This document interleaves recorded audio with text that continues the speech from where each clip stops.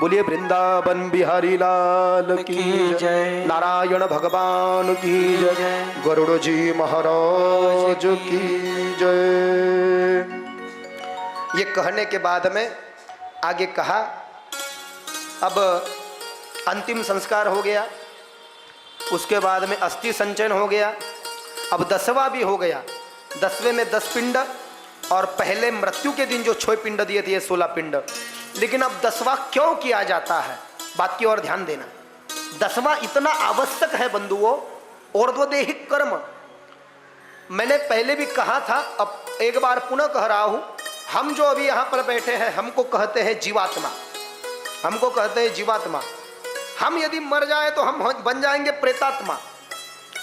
प्रेत का शरीर छूट जाता है, ये हड्डियों से बना जो शरीर है ये छूट जाता है, लेकिन इसके अंदर जो आत्मा है, ये आत्मा को जो प्रेत का शरीर प्राप्त होता है, तो 10वें के दिन जब 10 पिंड दिए जाते हैं उसको, तो 10वें के 10 पिंड से उस व्यक्ति को 1 वर्ष तक, माने कि 1 साल तक, जब तक वो 13वें दिन से लेकर के अपने पहले बरसी तक, वर्ष श्राद्ध तक यमलोक को पैदल जाता है, 16 नगरों से जाता है, 12 बार सिर्फ उसको साल में भोजन दिया जाता है।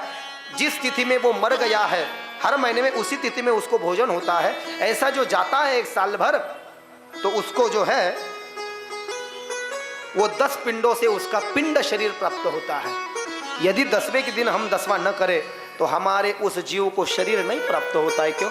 क्योंकि ये हड्डी और मांस का शरीर तो यहीं पर उसने पाया था और यहीं पर ये छूट गया है। उस आत्मा को शरीर की जरूरत है और 1 साल भर उस आत्मा को पिंड का शरीर मिलता है। जब भरणी श्राद्ध हो जाता है, 6 मासे जेव्हा ओळवल्या जातात, इसको इसके पिताजी में, दादाजी में, परदादाजी में, माने कि पार्वण श्राद्ध, उसको पार्वण श्राद्ध कहते हैं 1, भरणी श्राद्ध कहते हैं 2, सपिंडी कहते हैं 3, 6 मासे ओळवणं म्हणतात मराठीत।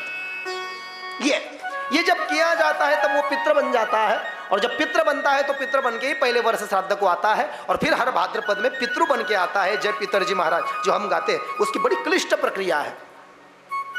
तो कहा 10वें के दिन मृत व्यक्ति के नाम से, उसके पुत्र के हाथ से किसी तीर्थ में जाकर के उसका जो 10वां किया जाता है, और 10वें में जो 10 पिंड दिए जाते हैं ना पेचे काकू, तो उस 10 पिंड में से एक पिंड से उसका एक शरीर का अंग बनता है। अब ध्यान देकर के सुनिए, ये शरीर तो उसका चला गया, स्मशान में जल गया।